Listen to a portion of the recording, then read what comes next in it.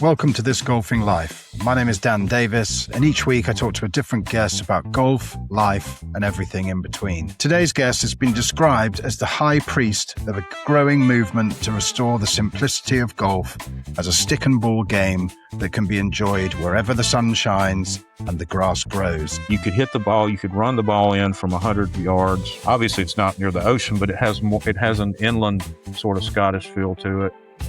And we were hitting these shots, just laughing. And Jake was like, "Dad, I can't believe this place."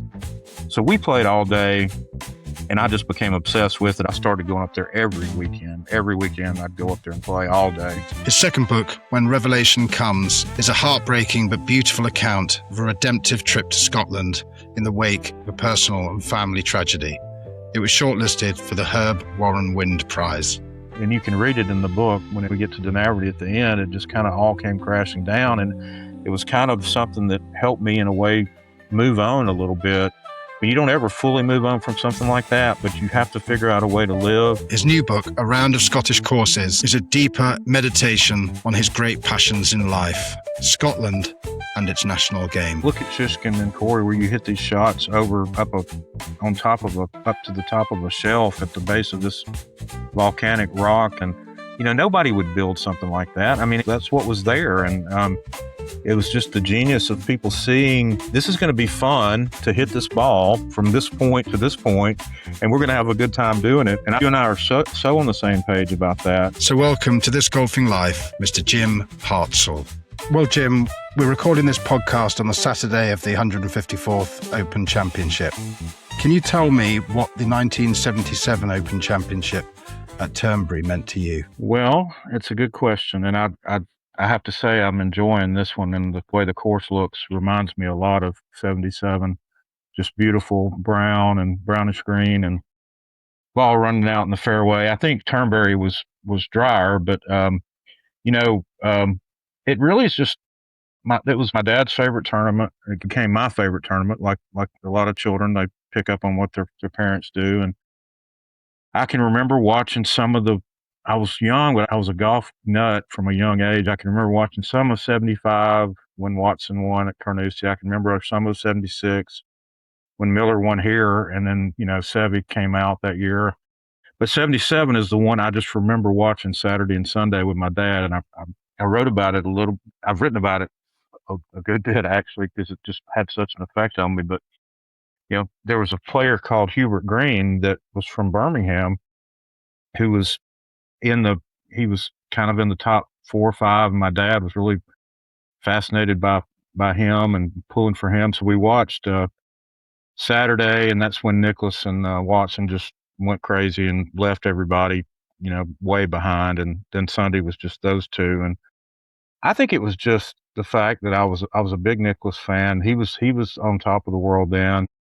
And Watson was a huge player, but it was the golf course. I mean, it was on the conditions of the golf course and the shots that they were playing on the ground, putting from 30 yards off the green.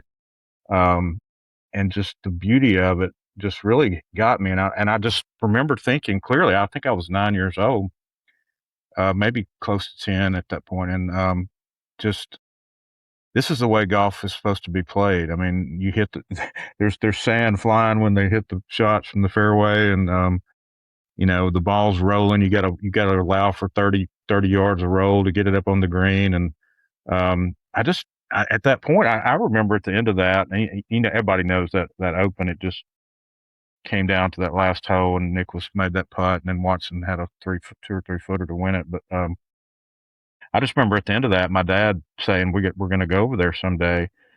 And I just really, after that, I became obsessed by the Open, and I collected magazine articles on the courses. Every year Golf Digest would put out a Open preview, and I remember I'd cut that out and keep it in my, I think 78 was at St. Andrews, and Nicklaus won that year. And so I just became obsessed by it. But that tournament in particular was the one that I just remember putting me over the top of. I'm just like, okay, this is the kind of golf that I have got to figure out, because we just don't have that here. It's just completely different. So I was going to ask how different the golf you sort of absorbed from Turnberry in 77 and then in subsequent Opens is and was to the golf as a kid that you were growing up playing? Because for our listeners, tell us where you are, Jim, and where you grew up, and the golf and the golf environment that you came from. Well, it's funny, I grew up in Birmingham, Alabama. I live about an hour north of there now and have for 35, 40 years. But I grew up there, and that's where I learned how to play golf. My granddad was a huge golfer. He would take, and my dad was too, but my grandfather would take me every Sunday after church to play a public course, municipal course called Roebuck in Birmingham, Alabama. And believe it or not, Roebuck played a lot like Turnberry. It just, it had no irrigation system. So it just, whatever, if it rained, it was dry. It was a little bit soft. If it didn't rain for a few days, it was hard as a rock. And you could play the ball on the ground out there. And I grew up, believe it or not, being able to hit those kind of shots. The only thing they'd watered were the greens out there. And even that was kind of sporadic, to be quite honest with you. So I just remember hitting those shots. You could run the ball from 20, 30, 40 yards off the green. So I was lucky in that respect, in some respects, to grow up playing those and I still play those kind of shots to this day. And that's probably another reason it factors into why I love it so much. And most of the courses in Alabama are not like that. I mean, in fairness, most of the country clubs, as we call them here, they're going to be lush green. They're not going to be, ball's not going to roll much. You're going to have to play through the air. You're going to be playing over water and so forth. But Roebuck was not like that. And strangely enough, Roebuck was Bobby Jones won the Southern Amateur there prior to 1920. But so it started out. It was the original golf club in Birmingham. Okay. And at some point, you know how things change over the years. The club folded, and the city bought the course a long time ago, and it became a public municipal course. And they didn't really take great care of it, but it was one of these places where I think it's where my sort of views on golf, the way that I look at golf, formed, because it was just one of these rough and tumble places. You didn't have tee times. They had a ball rack on the first tee, so you'd get on the first tee on Sunday afternoon. There'd be 20 groups standing there. You'd have to put a ball in and wait for your ball to come up. And but there were characters out there, and there were people love golf, and it reminds me a lot of places in Scotland, to be quite honest with you. And there's a lot of municipal courses, in England as well. I grew up on a municipal course, and when you talked about the characters that you had there and the sort of rough and ready aspect of it, and the fact it used to bake out in the summer. I mean, it did teach you creativity, definitely, even if you might not have been aware of it at the time. But your trip you organised a trip to Scotland in 1994, didn't you, with your father, Lee, and am I right in thinking your uncle and your cousin? Now, they didn't come on that trip. That first trip was just me, my dad, and I. And had your dad been to Scotland as an aficionado of the Open and a lover of the traditions of the game, by the sounds of things? Had he been to Scotland, or had you been to Scotland before that 94 trip? No, neither one of us had.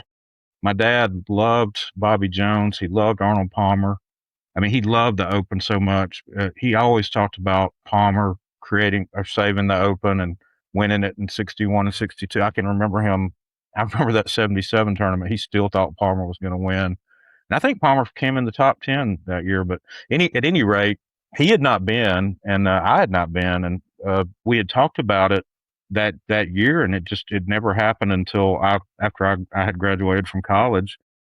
And I've said this a lot, but he told me, let's go. He paid for everything. I mean, I couldn't have gone then. I barely had a job. And, he said, you can plan the whole thing. I can remember him telling me, he said, I just want to play the old course in Carnoustie. We can go wherever else you want to go. And we stayed about 2.5 weeks. It was a pretty good length of a trip. And I told him we were going to Machrihanish for the first week or so, and he didn't bat an eye. We went and stayed down there and played Dunaverty while we were there. But then we went up and played the old in Carnoustie, and we went up to Dornoch, and we played Cruden Bay on that trip, and stayed in St. Andrews, and just radiated out from there. And played the old course. Believe it or not, we got on. We walked on the queue back then. Was way different. You could walk up to the queue at 4:30 or 5 o'clock in the morning, and we did it one morning, and we were the second. We got off by 8 o'clock. Joined up with these two guys and had the time of our life. And so yeah, that was the first one we knew. Neither one of us had been, and he still talks about that playing the old that time, and he was a really good player. We both could play back then, but anyway. I'm really interested in the process of trying to finalize that itinerary, Jim, because you talked about cutting out pieces from golf magazines on the open, absorbing and digesting everything you could about Scottish golf culture by the sounds of things. Yes. So, you mentioned Dunaverty, which obviously we'll come on to, and is a place that is incredibly close to your heart, but also a place with a growing global profile, in part from what you've written, Jim, and your championing of the course. But in 1994, nobody would have heard of Dunaverty. No. And I'm interested in how that itinerary came about and also the influence of the book To the Links Land by Michael Bamberger. Yes, that book had a massive, in fact, in fairness, that book was the guide for me planning the trip. I mean, I called Michael. He worked at the Philadelphia Inquirer, and of course he was young then. He would have known me from anybody, but I called the newspaper. This is how crazy I was. Not crazy, but just obsessed by it. And he actually took my call and talked to me for probably 20 or 30 minutes about planning the trip. And, I just was fascinated for whatever reason by Machrihanish. When I read that chapter in his book, it just seemed like, okay, this is, because if you've read that book, which is a classic, that's sort of the climax of the book is when he gets to Machrihanish, for me at least. And so I wanted to go there, and I wanted to play it a lot. I wanted to play it enough where I could remember everything about it. And so we stayed there for a week, and I didn't know anything about Dunaverty. Never heard of it. Dunaverty's not even mentioned in To the Links Land, believe it or not, not once. So a gentleman, one day, I've told this a bunch, but he said, you ought to go over and play Dunaverty. It's a little wee course, 15 minutes from here. I'll draw you a map. I'd give anything if I'd kept that map. But he told me where to turn, and that was back before Sat Nav, Google Maps and all that stuff. And I just loved it. I mean, it was completely dried out. I've got photos from back then with the real camera. It was as browner than what you see on the Open today. And I just fell in love with it. I fell in love with Machrihanish. And then, the rest of the trip, and you're right in pointing out, Dan, I mean, nobody really even knew about Machrihanish outside of Scottish and English people. I mean, and so that was just like going to the moon, because there was no Americans down there, and everybody was so friendly and happy that we'd come to check out the place. And then after that, we did Cruden Bay was pretty much unknown back then. I have to say, when we went up to Cruden Bay, and again, that came strictly from, I actually think I had cut out an article on Cruden Bay from Golf Monthly. But it really was reinforced by Bamberger writing about it. We went up there. There was nobody there. We had to have been one of the few Americans that came that summer. And, so we did play Dornoch. We played Brora. And Brora, again, I didn't know anything about Brora. The beauty of the way that I've always planned these trips, and maybe it was just a lucky accident, is I would always leave a little bit of time when we weren't playing or we didn't have anything planned. And like when we were in Dornoch, the guy we were staying with said, hey, you guys we'd played Dornoch 2 or 3 times. He said, you ought to go up to Brora. You'd really like this place, I think. And he called and got us a tea time, and we weren't doing anything that afternoon. We went up there.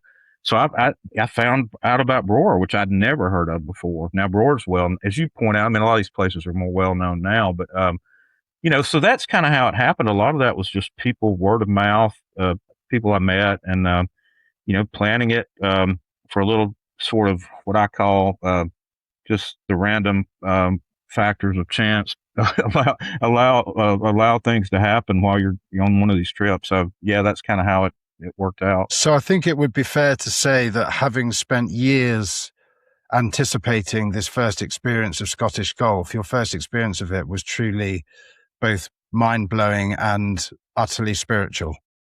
Yes. I completely lost my mind over Dunaverty and Machrihanish. I'm happy to admit it. I joined Machrihanish right after that trip. And And then I was a member there for almost 15 years, and then I've been a member at Dunaverty for a long time now. And I just, it did.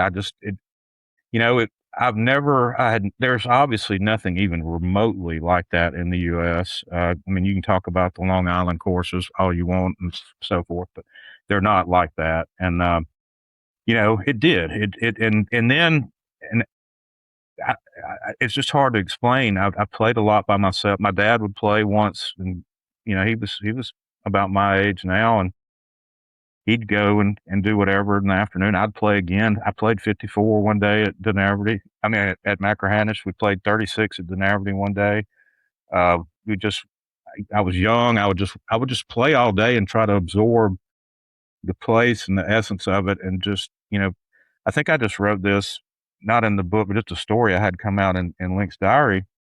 You know, Machrihanish is one of these places that's just to be out there by yourself, especially on the front nine. You feel like you're the only person on earth. And it is a spiritual experience, I feel. And Dunaverty, I feel the same way about. So those two places really just changed my whole, even though I was, as you ask about Turnberry and this other stuff that got me into it, those two places really set me on a path like, okay, this is just unbelievable. There's nothing else really like this. And so that's kind of how it started. Yeah. And then, you know, since 1994, I believe you've done, is it 15 trips, and you've played That's right. 108 courses in Scotland. Golf is something that you talked about your grandfather and your father, Lee, and, you know, your three sons. Golf is something that really connects generations of your family. Did that sort of connection happen? It obviously happened on that first experience in Scotland with you and your father. Did you travel over with other members of your family subsequent to that 94 trip? Yes, we did. My uncle, who was one of my golf partners growing up, most of the golf I played when I was a kid was with my dad and my uncle, which was his brother. And they were both, they still both play. I mean, I think Charles is 84 now and still plays once a week. My dad still plays. He's 82.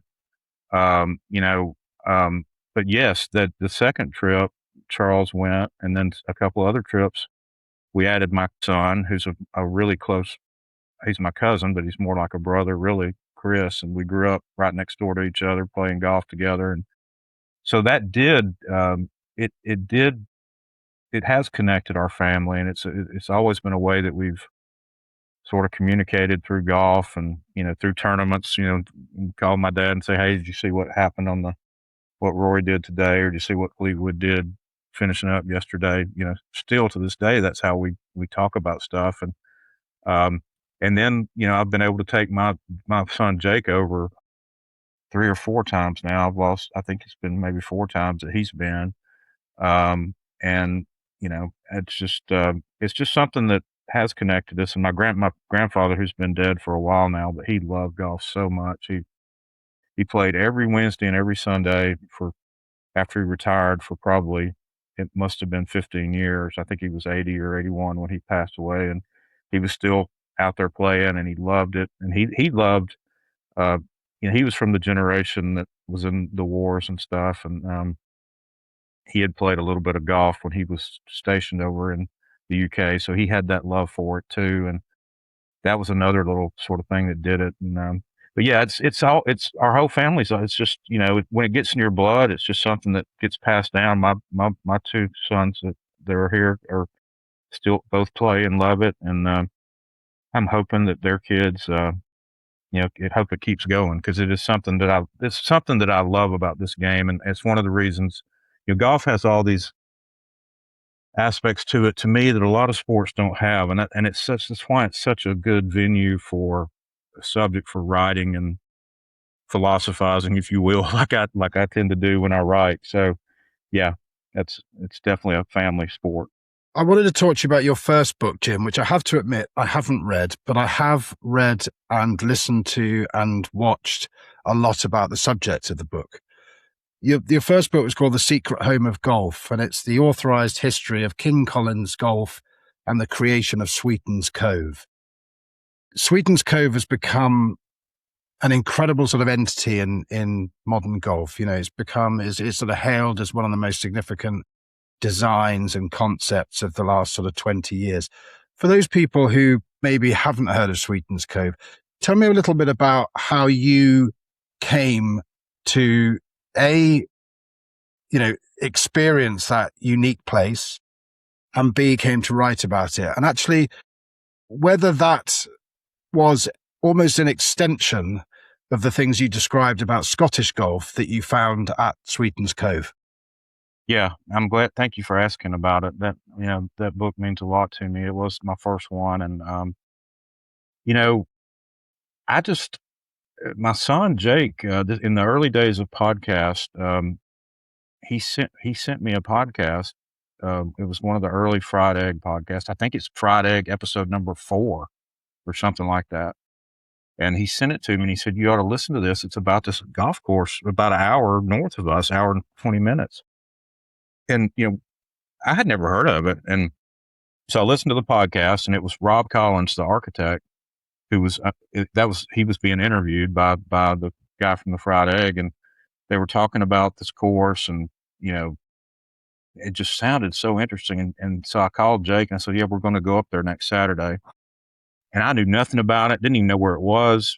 We drove up there. We got about halfway and a big thunderstorm hit, just like we have here, almost like a tornado. And the guy that was running the course called me and said, look, I don't want you guys to come up here. It's just pouring down rain. I'm going to have to shut the course down. And I thought, and I hadn't even left my number with him.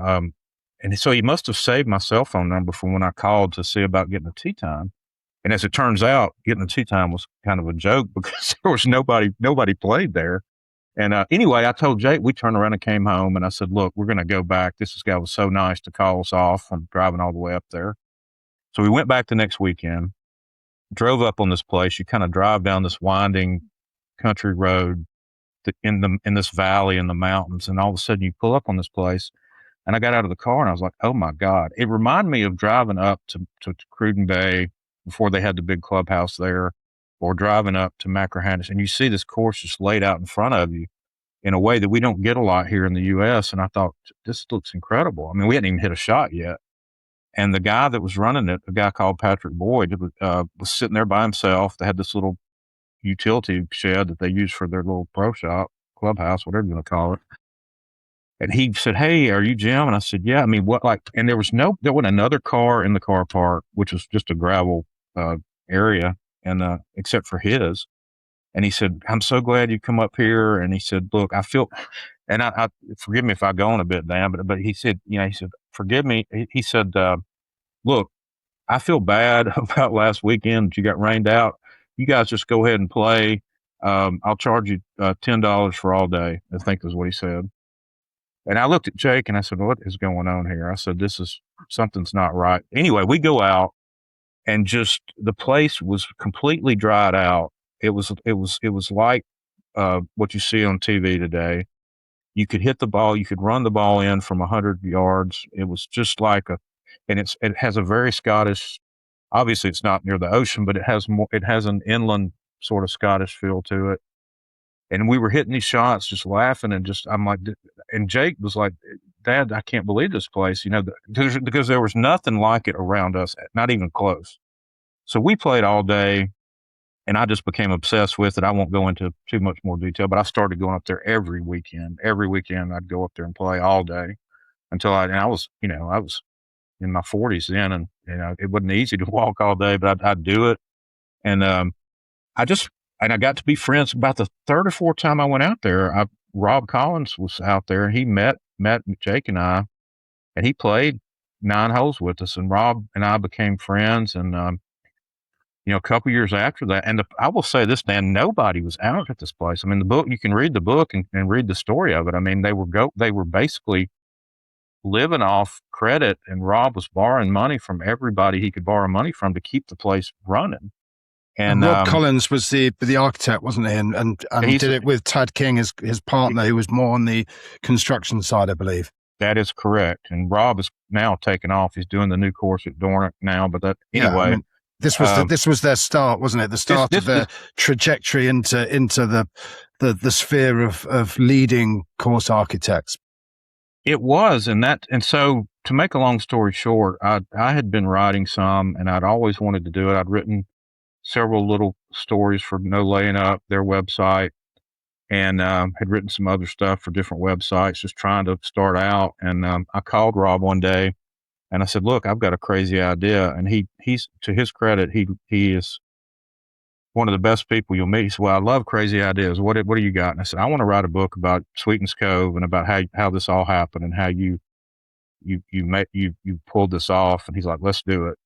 And so I'd never written a book before. I've spent probably 100 hours talking to Rob, interviewing everybody that had anything to do with it, and then making it into a story. And now it's just, as you say, it's a phenomenon. I mean, they sell out their tea times in a day. All they have is day tickets that they put on sale, sometime like January or February, and basically they sell like 60 something day tickets, and that's pretty much it. And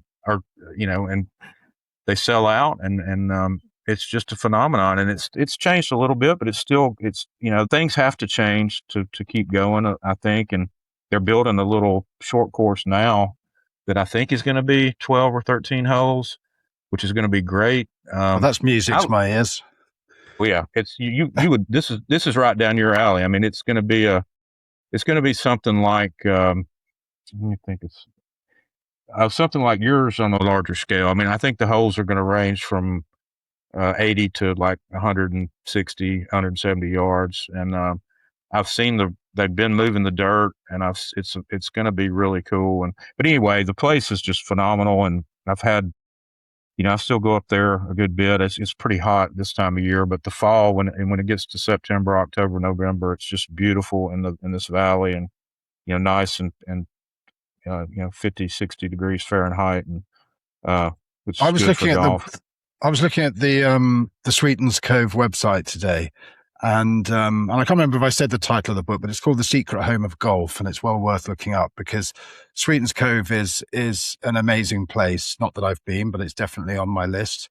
And Jim's writing is fantastic, so that's a pretty good combination. But looking at the 8-point philosophy of King Collins as a golf course architect, as outlined on the Sweetens Cove website, there were 2 of the 8 points that really, really sort of resonated with me. Number 4 is ground contours, and number 6 is chaos, which I think is fantastic. But as you sort of so eloquently described in terms of what you found when you went to Sweetens Cove, you found something that was close to Scottish golf. And when you read points in a philosophy like ground contours and chaos, it's clear that King Collins were of that mind and of that sort of mentality as well.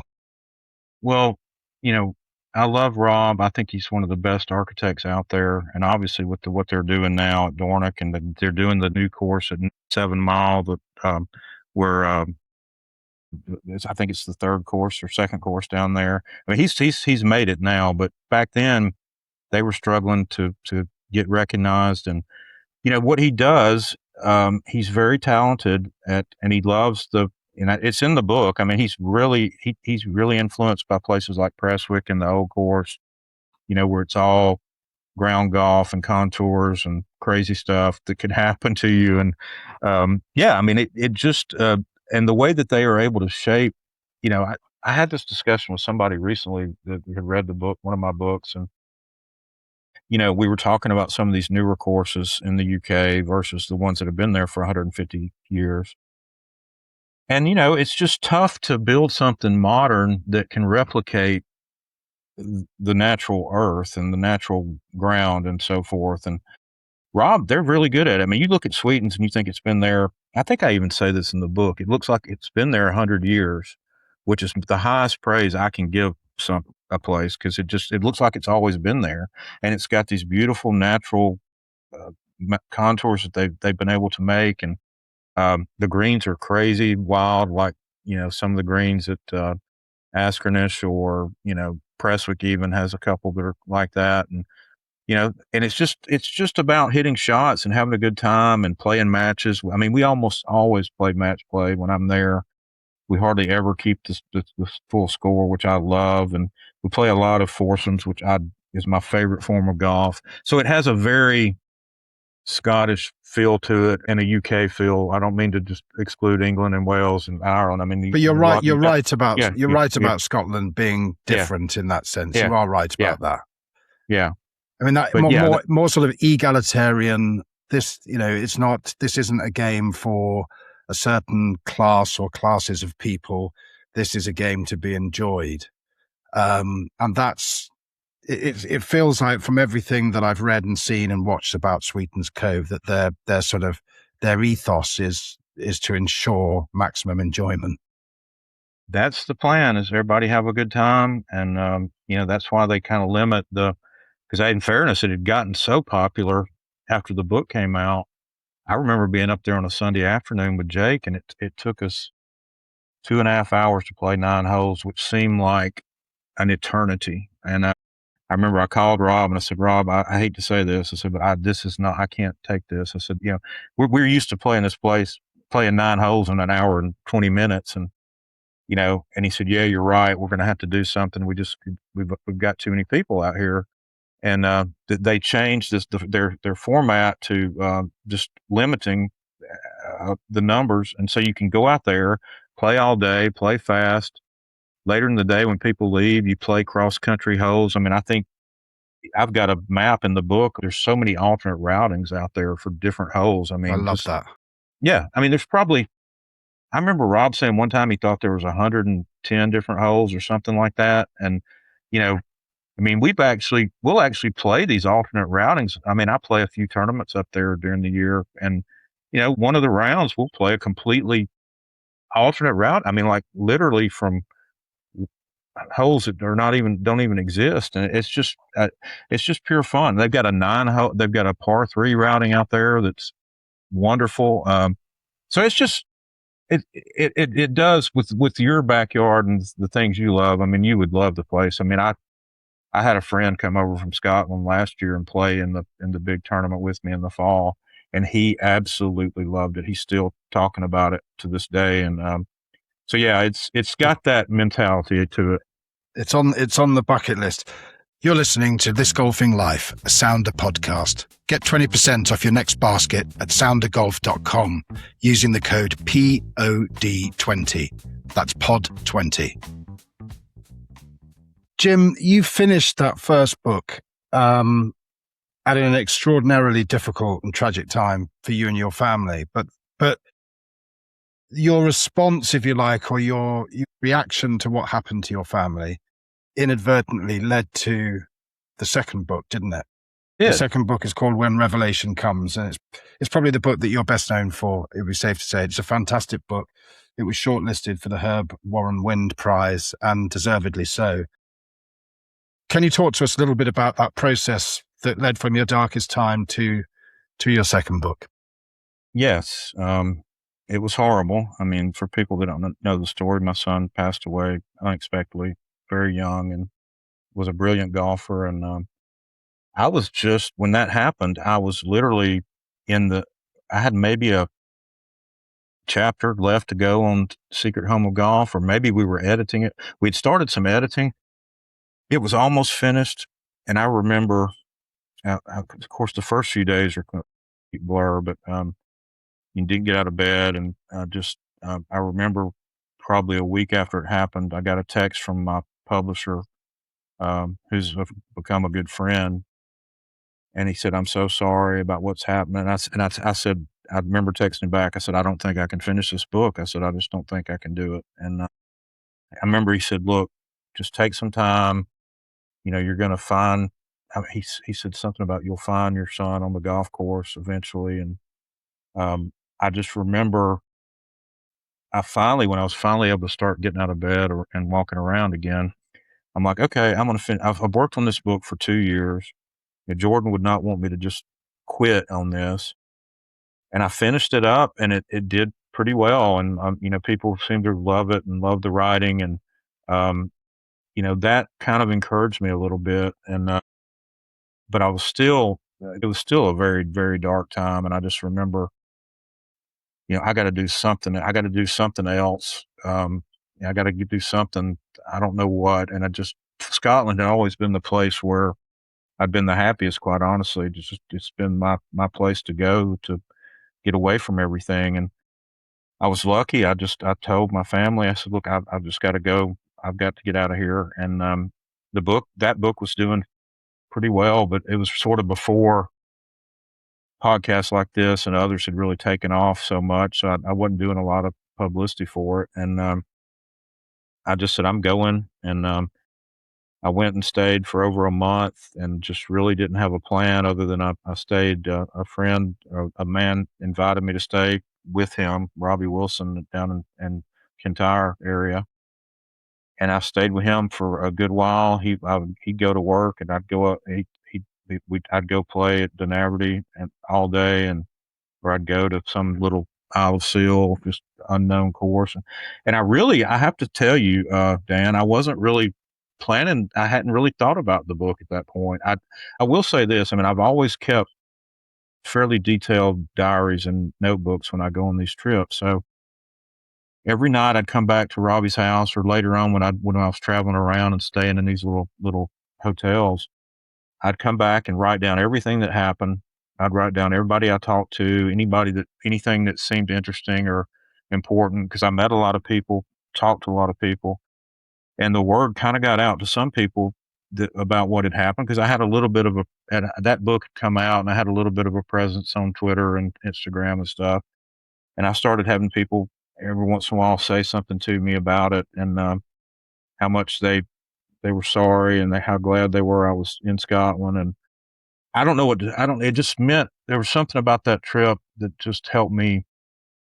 And you can read it in the book when we get to Dunaverty at the end, it just kind of all came crashing down. And it was kind of something that helped me in a way move on a little bit.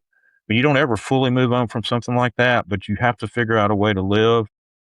And I remember when I got home, I started reading. A couple of weeks later, I started reading through my notebook, and I'm like, you know what? This could be an interesting story to tell.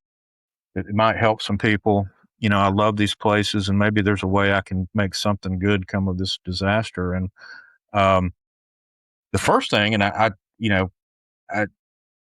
wrote a story for Golfer's Journal. I had written a couple of stories for them, and they asked me if I wanted to write anything about what had happened.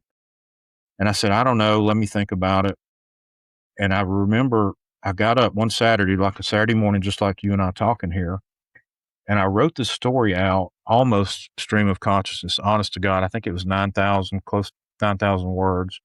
And I just remember writing it out, and there was such a big reaction to that story when it came out. And it was sort of like I looked at it and I thought, you know what, this could be a book. I mean, I could really expand this into a book. And that story kind of became the outline for the book. And, and it really didn't take me long this book that just came out that I'm sure we'll get to, it took me a couple of years to write it. I wrote When Revelation Comes in a few months, and I'm sure it came out quicker than the publisher wanted, but he put it out, and it really just, I still to this day, I hear from people all over the world about that book. Yourself, I got the nicest message from you after you finished reading it, and that just means a lot to me. And it means a lot to me that people have taken from it so many different lessons about life and how to value. I hear from young parents, I hear from older parents, I hear from people that don't have kids, but people say, I just really have looked at things differently after I read this book. I really wanted to make sure I'm spending more time with my kids and looking at certain things that happen, and also trying to enjoy life, because the book, the subject of it is horrific, but it's not it's not everything. It's a lot about my love for Scotland in there. And that shines through, Jim. It's a love letter to Scotland and the parts of Scotland that you hold closest to your heart. But it's a beautiful book. What I took from it really was about the sort of uniquely, I don't know how to describe it, but the bond that exists between fathers and sons You know, I mean, I think, and then actually how that can be articulated and expressed through this amazing game that we love. And the other thing I really took from it was you are constantly surprised. Not you, but one is constantly surprised by the kindness of strangers, I think. Yes, that has really meant a lot to me. I mean, some of these people are close friends of mine now. I mean, I met Greg McRae on that trip from Aaron, who's kind of the sort of mayor of golf, if you will, on Aaron. And Greg just he followed me on Twitter, and I remember I was sitting in the Broderick bar. I'd gone over to Aaron, and I was staying for several days, playing Corey and Shishkin. And he said, I got a message from him on Twitter, and he said, "Hey, I see that you're in Broderick." He said, at the Broderick bar, I'd posted a picture, and he said, "I'm just going to be walking by there in a minute." He played at Broderick Golf Club at the time, and he'd walk to the course with his clubs from his house. He said, "I'm going to be walking by in 10 minutes. Let me buy you a beer."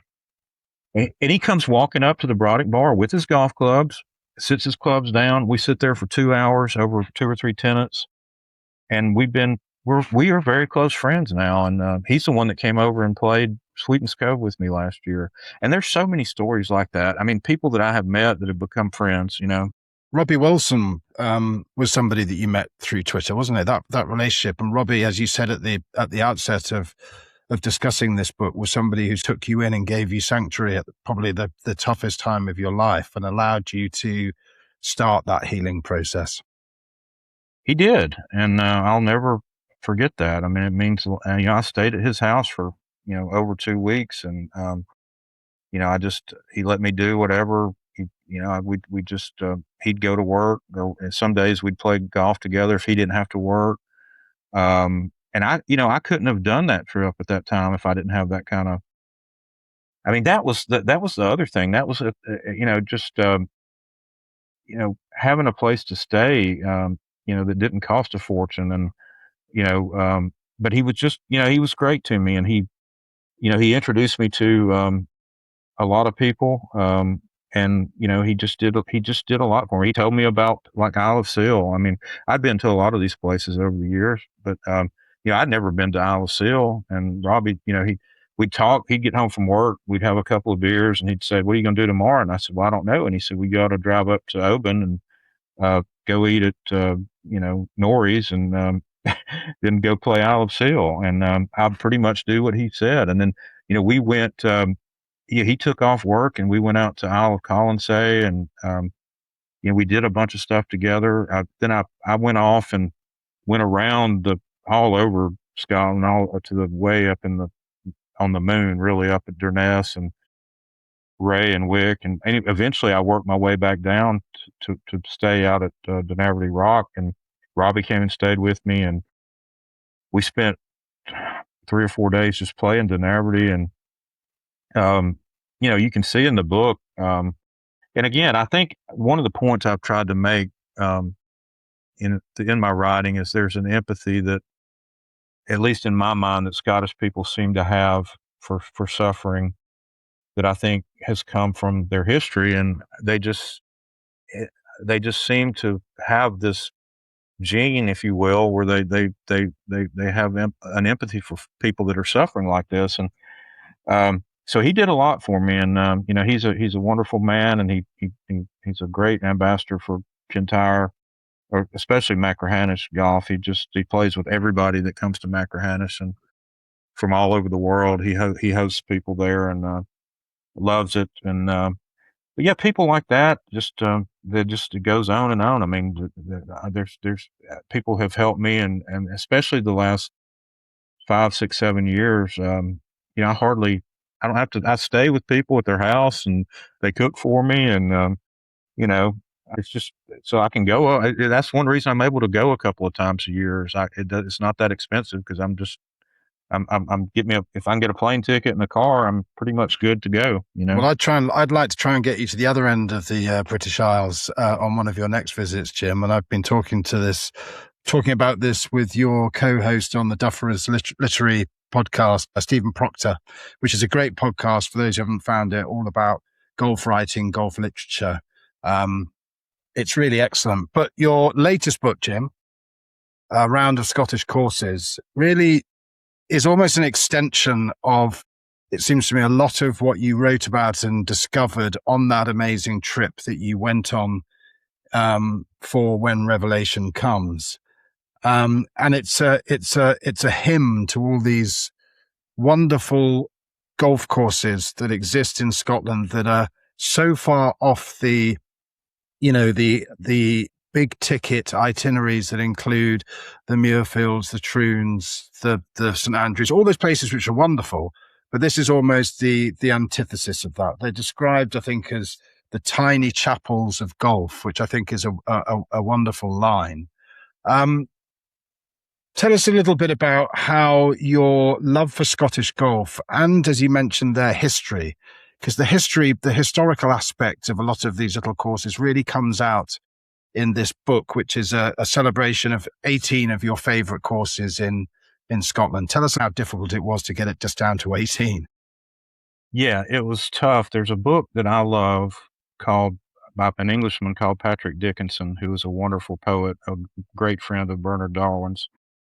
And he wrote a book in the 50s called A Round of Golf Courses. And it was his 18 favorite courses in the UK. There was 2 or 3 from Scotland, a lot from England, Wales, and Ireland. Anyway, the way that he wrote about these books was such a literary and philosophical and spiritual way.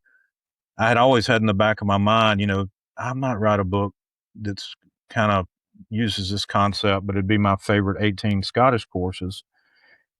And yes, it just they tend to gravitate toward the smaller, off the beaten path. Well, that's what it is. I mean, I think I've got Brora in there, and I've got which Brora has become more well known. I've got Cruden Bay, I've got Prestwick, but outside of that, these places are, Whiting Bay and Shishkin and Aberfoyle and Anster, if you will, and it just these are the places in the last half of my trips that I've grown to love. I've played all the big places. I love these places. People should go play Muirfield. They should play Dornoch. They should play the Old Course. I mean, North Berwick, all these places. But in fairness, Dan, these places have gotten extremely expensive. I mean, astronomically expensive. And you can still go to these places that I write about and play golf all day for 30 pounds or 20 pounds or even 15 in some cases. And you get, and I just, this is the stuff that I've just grown to love and write about. And it was hard to get it down to 18. I had a list. When I decided to write this book a couple years ago, I started working on the list originally. And what I started doing was when I would go over, I would visit these places that I was going to write about. And I had a running list that was it must have been 36 courses. And I started whittling it down. And I finally started writing, and I remember I wrote a chapter on Durness. I wrote a chapter on Gairloch. They're not in the book. I dearly love both of them, but I had to get down to 18, and it was hard. Those were probably the ones that got cut right at the end. And, there was a couple that kind of came in the last 2 or 3 years that I had never really played or had never played, but I just fell in love with them. And so it was tough. And I may put those chapters out some other time in some other form, but it was hard to do. And, I also wanted to break it up. I mean, the format for it just kind of came to me one night. I've got these other chapters. Like I've got a chapter on the Old Course that I love that is about going back to the Old Course after 20 years with my son and what happened that day. And I've got a chapter on the 2009 Open, which I really love. That is really kind of an interview where a lot of it comes from an interview I had with Matt Goggin, who played with Watson the last day, and spent 2 or 3 hours talking to me one day about the whole experience. And so those chapters kind of break it up, but it kind of goes through my favorite 18. They're in alphabetical order. I didn't really rank them, although people that listen to me and read my stories know I lean toward Dunaverty and Shishkin and Corey and Machrihanish and Prestwick toward the top. But I didn't really want to rank them that way. But it's just what I love. It's what people can still go and experience. I mean, some of these places, if you want to experience what it's like, and this is amazing because we live in an era of AI, and just everything is just automatic, and it's just, you can go to Iona and you can experience what it was like to play golf in 1870 or 1860. I mean, think about that. I mean, it's just amazing to me. And look, Dan, that's not for everybody. I mean, there's probably people that if they went over there and I told them to play Iona, they'd probably think I was a lunatic once they got through playing it. But if you love that kind of stuff and you love kind of the rough and the historical, you missed in history. Most of these chapters, I've tried to include some history about the area or about the course, how the course was formed. That stuff is fascinating to me. The whole history of how golf developed in the UK in the late Victorian area, how it really took off. I just love it. And I love how you feel about the game. I mean, look at the Open today and the way people are reacting to Tommy as he goes around. And, I don't know. It's just, but I'm digressing a little bit, but these places kind of demonstrate what I love about the game. You know, I've only been to a couple of them, I must admit. Yeah. I mean, I did play Gairloch when I was a kid on a family holiday and had a cataclysmic falling out with my dad, who I was trying to impress too much, I think. But I think the wonderful thing, that what really resonated with me is a lot of these courses are 9 holes. They're small in terms of distance.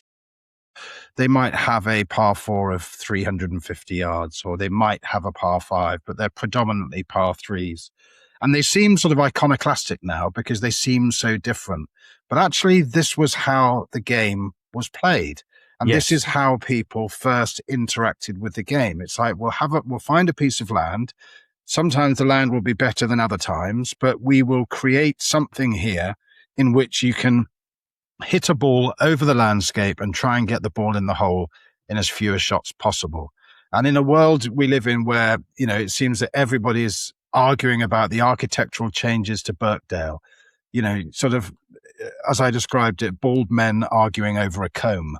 And it's like, let's just remember that this game is about hitting a ball over the landscape into a hole in as few shots possible. And that, it seems, in all the wonderful descriptions of the golf courses, which are now on my list and probably the lists of many, many other readers to go and play.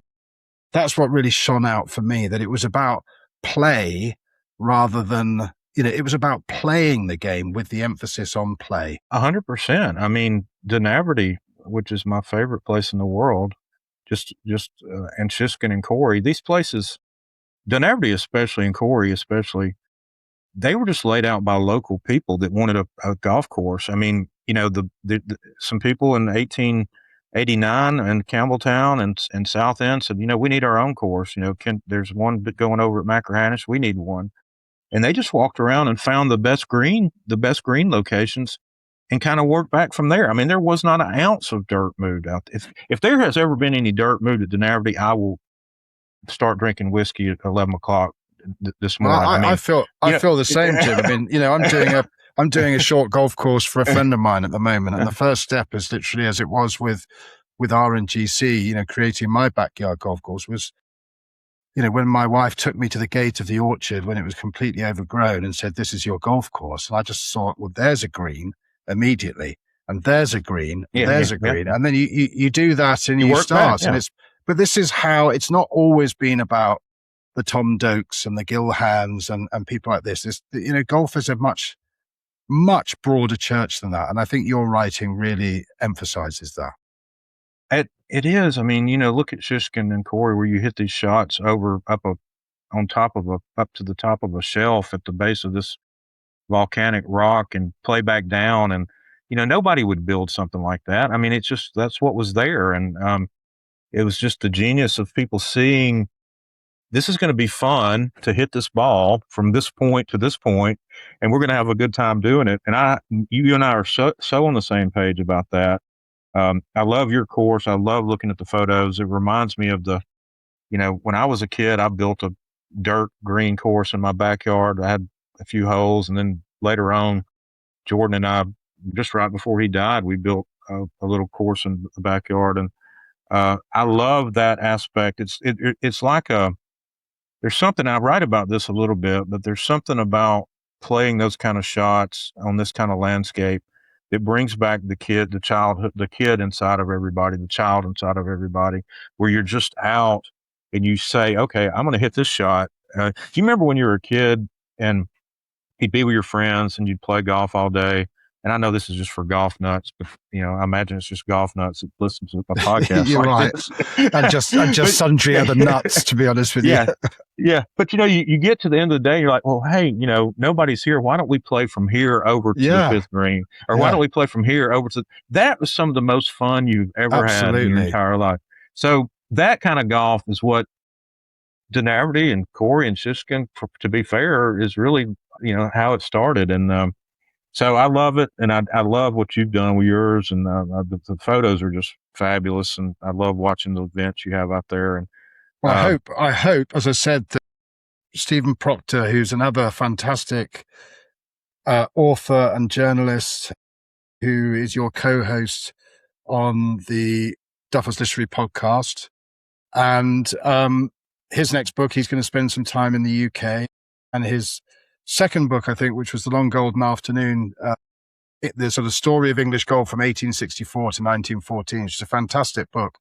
The 1864 date is significant because that was the founding of Royal North Devon, which is where I'm a member, another place I'm incredibly passionate about. And you talked about Sweetens Cove just having this sort of landscape that obviously the Sweetens Cove landscape is man-made, but Royal North Devon is the oldest links course in England, England's first links course, and you are still playing golf like those pioneers were in, the 1850s and the 1860s and the 1870s. And I'd love to bring you and Stephen there because I think it would blow your mind. I would love to do it. I hope I can do it. He's coming over, he's such a great writer. And I have to say, Stephen has been on my last two books. He's never told me what to write. He's not a grammar editor, but he would read, both of these books, he was the first person to read the first draft. And he would call me and just say, I really wish you would spend more time on this chapter here when you're talking about this, what happened with Jordan, or I wish you'd spend more time here. That's the kind of editing he did.